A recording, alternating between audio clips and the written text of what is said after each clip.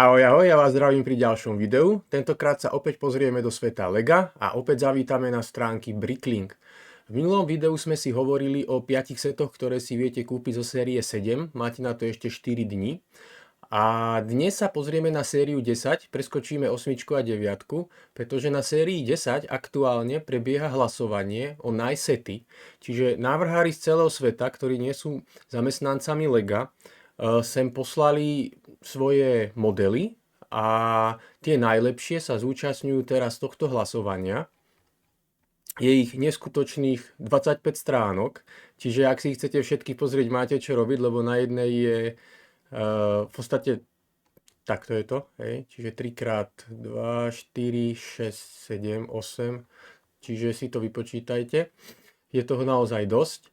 A vy môžete hlasovať jedným hlasom za každé jedno Lego. Buď dáte, že to nie je pre vás, že vás to nezaujalo, to som aktuálne ja osobne nedal nikdy.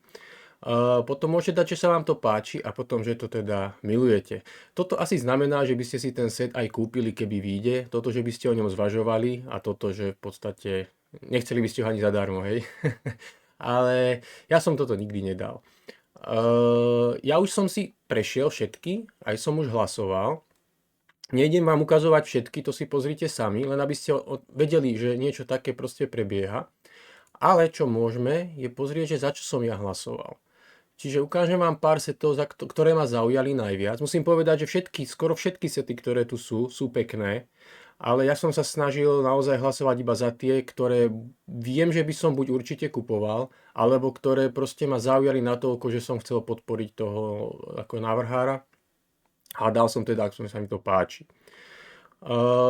Aby som ešte zhrnul celkovo túto 10. sériu, tak tých návrhov je tu veľa hradov, tak ako aj v minulej 9. bolo. Ale ja musím povedať, že napriek tomu, že to je moja najobľúbenejšia téma, hrady, tak zaujalo ma drvivá menšina z tých hradov a myslím, že hradov je už momentálne až dosť, aj keď niekto by povedal, že hradov nikdy nie je dosť, kto má rád proste medieval tému. Ale ja to vnímam tak, že bol tu ten hrad Levieho rytiera, teraz dostaneme vlastne Vlčí hrad, ten je už na ceste mimochodom, kto ste si ho objednali, tak už vám asi prišli notifikácie, že už sa odoslal. Potom sme tu mali hrad proste Sokolích rytierov, to bolo mimochodom tiež z Bricklinku. A v tejto sérii v 8.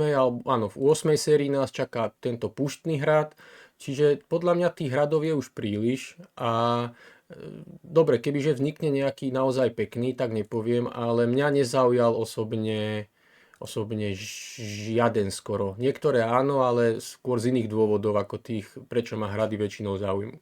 Dobre, takže ja teraz sa pozriem na spodok, čiže ja mám 2 stránky som nahlasoval. A prejdeme si teraz všetky a ktoré a prečo. Nejak mi to zblblo, lebo teraz tu nemám, ako som hlasoval. Takže skúsim reštartovať stránku. Tak a dáme all a dáme voted. Dobre. Čiže ako prvú som dal túto loď a dal som iba páči sa. Neviem, či som ju kupoval, trošku mi vadí toto prevedenie. Tuto ešte vyzerá ako tak, ale tuto vyzerá aj tuto ešte, viem, že na jednej fotke to vyzerá tak až zle. Aj tu mi to nesedí. Hej, ja viem, že sa snažil ten autor nejak urobiť tú oválnosť toho trupu, zrejme. Ale možno by to Lego ešte upravilo, keby tento model vyberie, pretože z týchto všetkých milión setov bude vybraných iba 5. Tie teda budú až niekedy o rok potom možno najskôr odoslané. Ale chcem povedať to, prečo som vybral túto loď. Viem, že teraz vychádza v podstate loď, veď sme si o nej hovorili v minulom dieli na Bricklinku, v podstate za 350 €, krásna loď, ale ja som nejak dúfal, že táto by sa mi viac hodila k mojej barakúde. Tá vypadá, že je trošku tak 100 rokov staršia, čo sa týka historického obdobia, ako tá, čo vychádza dnes na Bricklinku. Je aj menšia, mohla by byť lacnejšia a nejak tak by mi viac pasovala aj farbami, aj celkovo má taký ten punt z tej témy pirátov pre mňa z tých 90. rokov. Preto som dal sa mi to páči s tým, že Lego by to mohlo ešte nejako upraviť a ak by bola za rozumnú cenu, tak asi by som kupoval. Prečo som dal túto chatrč? Ja si ho len takto otvorím, nebudem o nej hovoriť viac, pretože by sa hodila do mojej diorámy, proste je to jednoduché, do mojej stredovekej diorámy a je tak maličká, že by bola naozaj za super cenu, nebola by zaťažená žiadnymi licenciami, nie je to žiadny Marvel, nie je to Pán prstenov, čiže naozaj by mohla stať 20-30 eur a mne by sa presne toto hodilo. Čiže to je dôvod, prečo som dal toto. No, tu vidíte, že som dal už to najviac a to preto, že rovnako k tej mojej lode Barracuda by sa hodil takýto pirátsky ostrov, ktorý podľa mňa nemá chybu, má jaskyňu, má nejakú plošinku na dielo, palmy, proste hrá to pre mňa takým tým Karibikom a viem si predstaviť, že proste tiež by to nemuselo byť veľmi drahé, aj keď, a nie, má to len 2500 dielikov, proste taká skala, ako má byť a skala s pokladom. Keď sa preklikáme sem, tak vidíme, že tu máte masívne zásoby pokladu. Hej. Aj keď obávam sa, lebo na Bricklinku už vyšiel jeden takýto pirátsky ostrov, mne sa vtedy nepáčil a bol aj dosť nestabilný, čo som pozeral recenzie, že to padalo a neviem, podľa mňa nemal veľmi veľký úspech. Toto by mohlo byť lepšie, ale uvidíme. Potom tu máme jeden set, ktorý som hlasoval z Warcraftu, hej, kto viete, poznáte. Ocenil som autora, lebo naozaj spravil to pekne. Osobne by som si to asi ale nekúpil. Ale mal som potrebu dať aspoň like kvôli hre Warcraft. Sice nie som nejaký extra fanúšik, taký ten skalný, ale kvôli tomuto som dal, keď tak si to pozrite. Potom som dal, páči sa na tento nejaký Steamboat. Prišlo mi to tak veľmi farebne, pekne poskladané, že tiež si nie som istý, či by som to kupoval, jedine, že by to bolo za rozumnú cenu, ale prišlo mi to také fajn. Vikingskú loď, opäť hodilo by sa to k mojej vikingskej dedine. Každá loď tam je dobrá, aspoň 3. Tá vikingská loď Lego Creator bola príliš veľká k tej dedine, čiže buď sa s nej musia poskladať dve menšie, ale táto vyzerá, že by veľkosťou akurát pasovala, čiže preto som zvolil túto loď. A nemusela byť ani drahá zase, lebo vyzerá to, že by to bol malý set. Potom tu máme takýto turnaj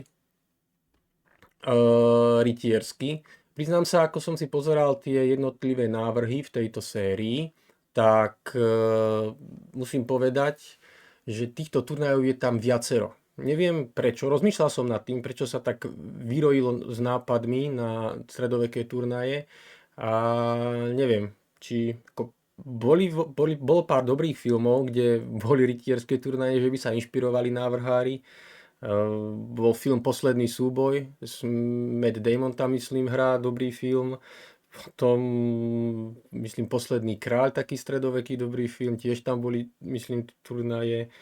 Rytier 7 kráľovstiev teraz akože beží, tak možno preto. Každopádne, tento set je nádherný.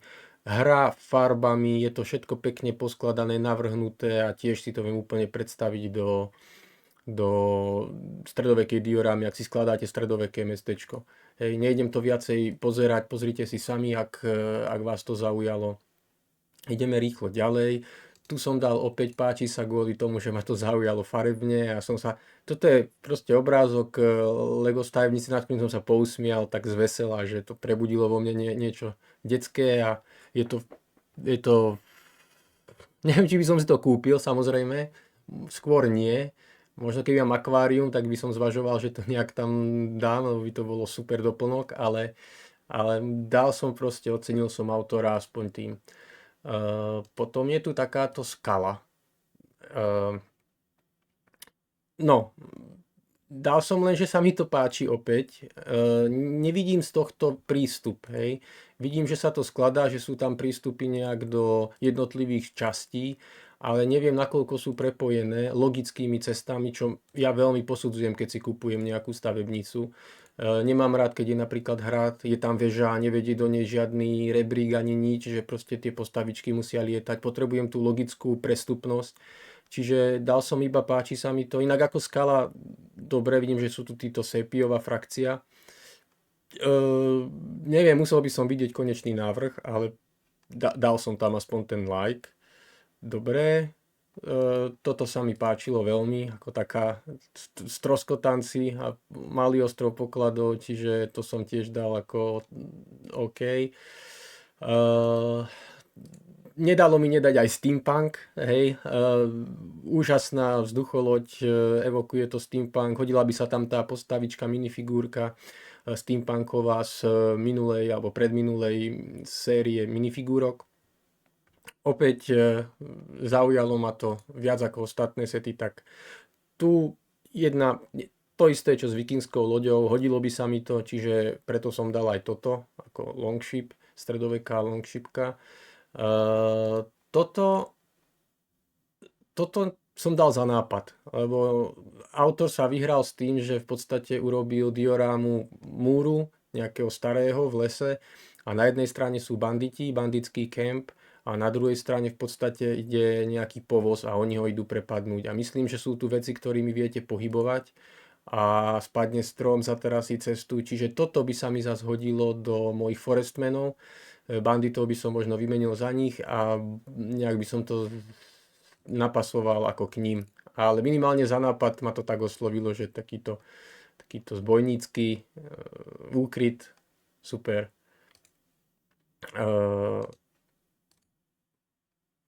Toto som musel dať like. Sú to 90. roky, sú to Islandry, ostrovania, domorodci, ktorých Lego prestalo robiť z určitých dôvodov morálnych. Príde im v podstate nemorálne robiť indiánov, či už zo Severnej Ameriky, alebo teda z Indonézie, Polynézie týchto ostrovanov. Čo je veľká škoda, lebo to boli pekné sety. A ja si nemyslím, že to je nejaký dôvod, keď znázorníte nejaké historické obdobie ľudí, keď boli kultúrne zaostalejší vtedy, že to je nejaká, ja neviem, diskriminácia alebo niečo podobné.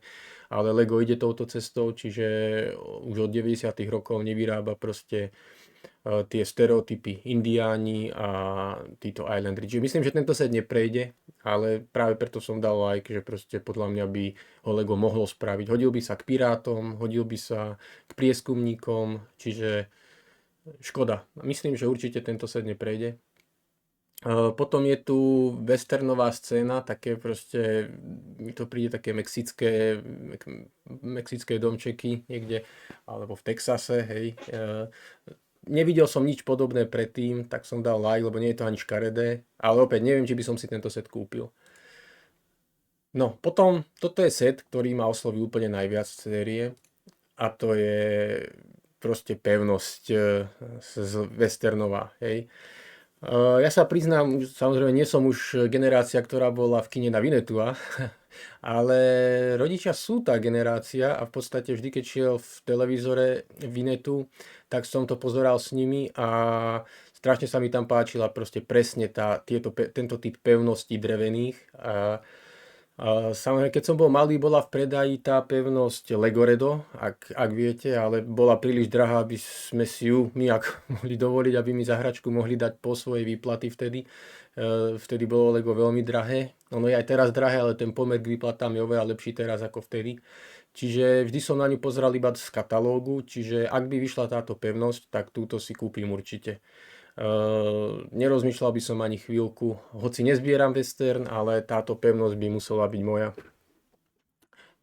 Ak chcete, prezrite si ju. Jediné, čo neviem, je, že či je toto skladačka, alebo to je nejako aj pospájané, lebo nevidím nikde, ako by to malo byť pospájané. To by ma zase odradil, ak je to len takáto skladačka a nedrží to pospolu. Čiže dobre, a našťastie máme ešte jednu pevnosť, to si ukážeme. Toto som dal ako diorámu, zaujímavý nápad, Kraken proste rozbíja loď a na ostrove sa zachraňuje zbytka námorníkov. Potom zase stredoveký turnaj, ten predtým bol krajší, ale aj tento by som si kúpil. Tento je zase menší, tento by bol lacnejší. Hej. Čiže dobre. Potom je tu niečo takéto. Nie je to vyslovene, že super set.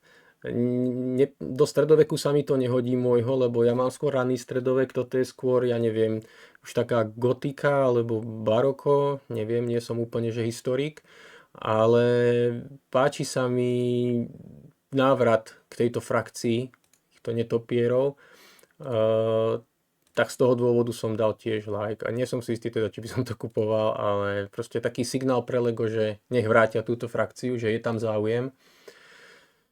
Potom je tu asi jeden z mála hradov, ktoré som dal skutočné, ale tiež... Áno, sú to serpiovníci a tiež by záležalo, aký je prístup. Hrad mi príde trošku malý, akože k figurke. Proste tá vežička je taká, no, že keby je tu človek na koni, tak pomaly ho preskočí. To mi vždy vadí na týchto hradoch, že tam... Ale inak ako taký ostrovný hrad, musel by som vidieť teda podrobnejšie, ale celkovo, keď som ho pozeral, je síce zmenšený, ale tak 4000 dielikov je limit, takže on väčší byť nemôže, jedine iba keby bol inak navrhovaný. Možno by som si odpustil tohto krakena a tak a dieliky proste radšej použil inde, ale akože on nie je škaredý, ale no, možno by som pridal radšej niečo iné, ale no, zaujal ma, neviem, či by som ho kupoval, ale z tých milión hradov, čo tu sú v ponuke, tak ma proste zaujal skoro ako jeden z mála. Dobre, ďalší setík mám tento. Keby vyjde táto chata, treba kľudne aj bez tohto kostlivého, ja neviem čo, mega jeleňa, aj keď nie je škaredý, ale veľmi neviem, kde by sa mi hodil, do armády mŕtvych možno, keď budem stavať nejakú, tak tiež by som túto kabín použil môjim forestmanom, hej, lesík a proste ako obydlie. A musela by byť dobrou cenou, lebo zaž tak super to nie je. Dobre, toto je nejaká krčmička so snehom, čo by mi veľmi pasovalo k hradu vlastne skalnému, Mountain Fortress, k Sokoliemu, čo vyšiel tiež z Bricklingu, pretože k nemu nemám zatiaľ žiadne doplnky a pred hrad dať takúto krčmičku, proste kde sa zastavujú pocestní, ktorých do hradu nepúšťame kvôli bezpečnosti, hej, nech neohrozíme. Takže áno, a je pekná zas takto. Príde mi taká akurát. Dielikov má 2300, čo ani neviem, kde to vyskladali, nepríde mi na to možno ani, ale dobre. Potom je tu ďalší hrad, ktorý som dal, aspoň, že sa mi páči. Je to taký ostrovný stronghold a z frakcie Griffinov použil návrhár. Príde mi fajn, príde mi ako niečo, čo tu ešte nebolo, hej, taká pevná ostrovná pevnosť. Zvolil vlastne štýl, ako je hrad Levieho rytiera, taký ten architektonický. Táto plošinka pripomína staré plošiny, čo boli modulárne stredovekých hradov a nie len tých. Ale celkom sa mi to páčilo, takže z toho dôvodu. No a tu je asi posledný, ďalší turnaj, ktorý som dal, že sa mi páči a ten je tiež úžasný. Hej, to je stavanie vyslovene na turnaj, stany, samozrejme toto.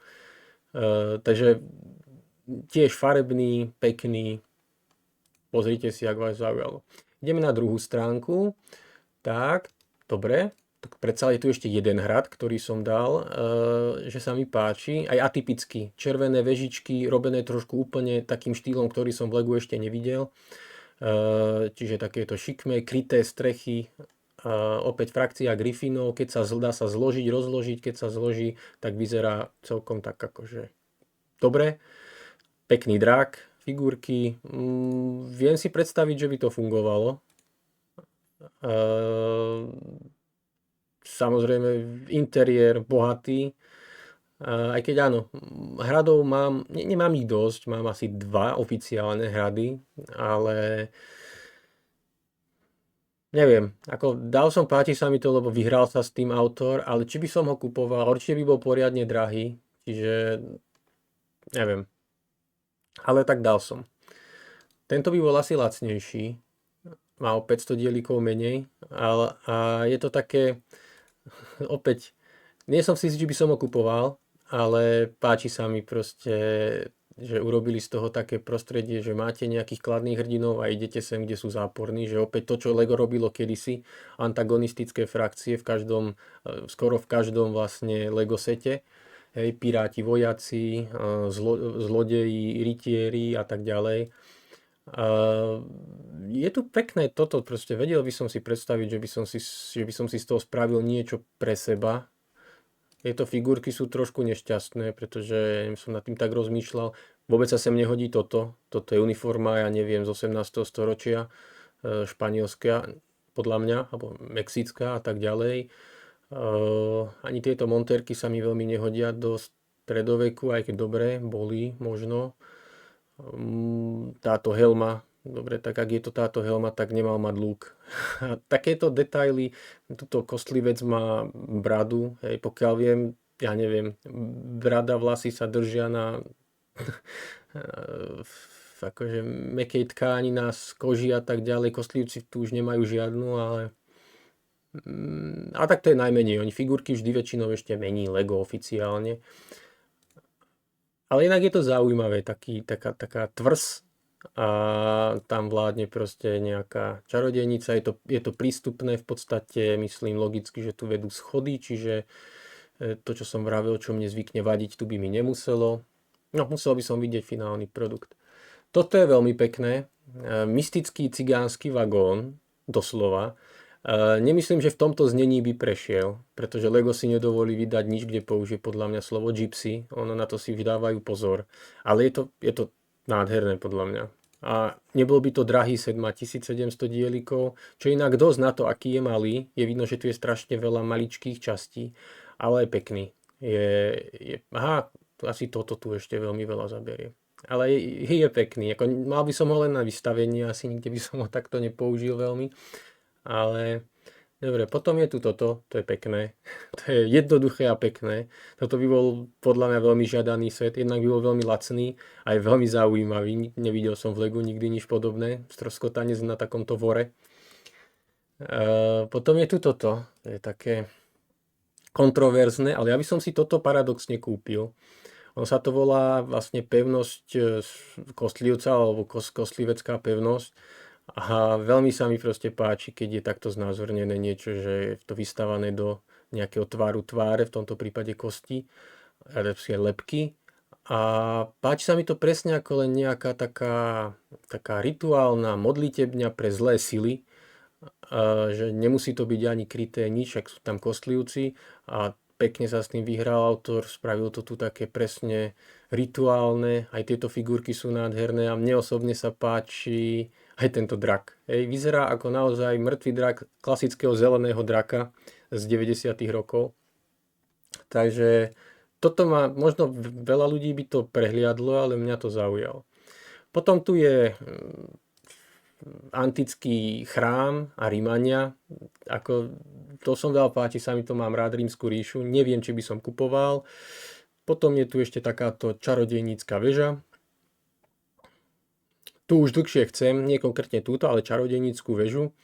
A táto vyzerá v tom dobre, že je taká pekná, tiež farebná, veselé farby. A toto je lano? Neviem, či je to asi lano.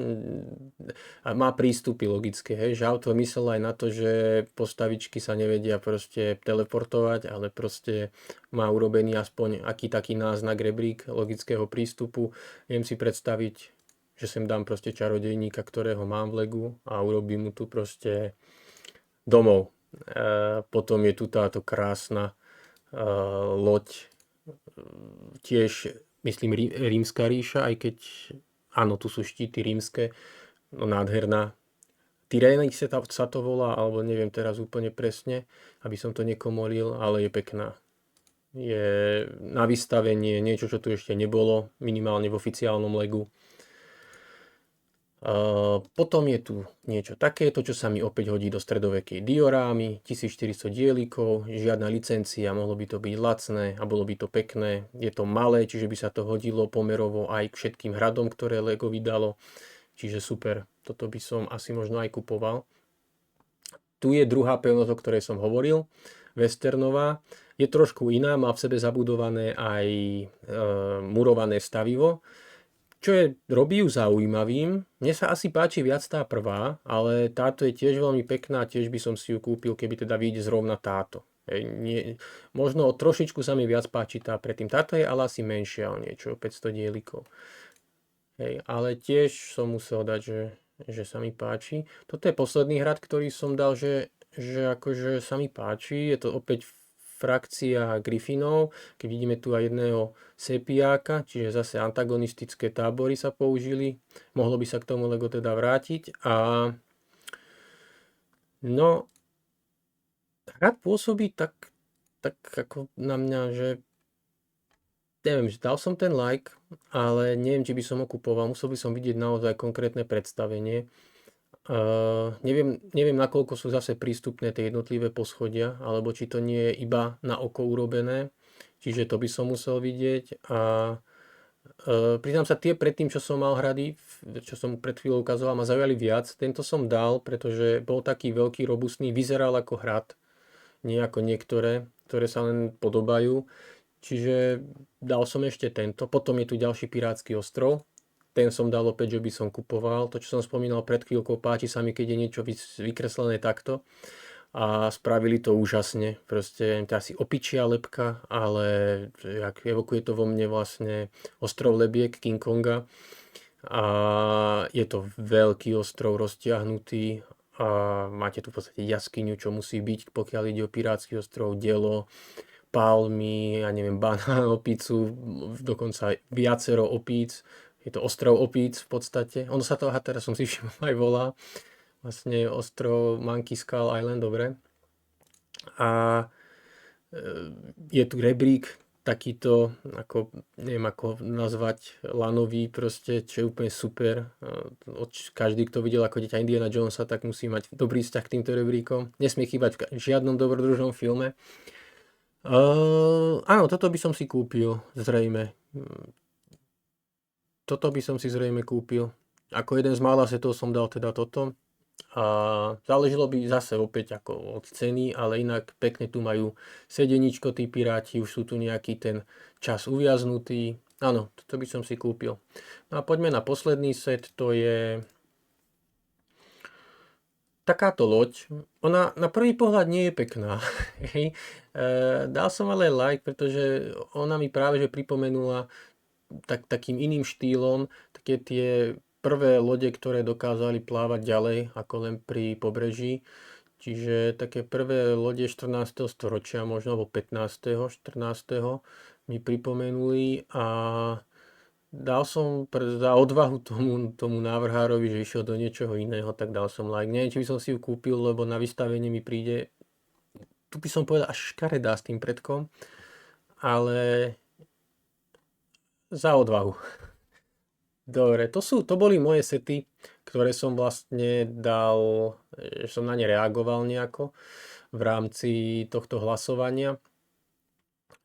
Inak hlasovanie asi bude prebiehať do zajtra, čiže ak chcete hlasovať do 20. tak sa poponáhľajte, máte posledný deň na to. Čiže toľko by to bolo k tomuto. Som rád, že teda ste si so mnou pozreli to, čo preferujem ja. A vy naozaj choďte si prezrieť, ak máte na to čas, všetkých tých 25 jednotlivých setov, 25, ono ich je viac, 25 stránok jednotlivých setov, tak. Mnohé sú pekné, napríklad aj túto, keď len vidím z náhľadu, ono to nie je vôbec škaredý set, strom, dioráma, drak a okolo neho proste vojaci. Aj toto je v podstate pekné, akože nájdete veľa pekného, ja som si vždy našiel dôvod, prečo som to nedal. Možno som dával len tie, čo by som vyslovene možno kupoval, ale aj toto je nádherný set. V podstate môžem dať teraz like. Keď som to pozeral, bola už noc. Možno som proste niektoré prehliadol. Aj toto je krásna dioráma, proste nautik, hej, potápačí návrat. Krásna vianočná dedinka, pokiaľ by niekto chcel. Len ja viem, že by som si ju asi nekúpil, lebo bola by poriadne drahá a zase až tak ju nepotrebujem. Ale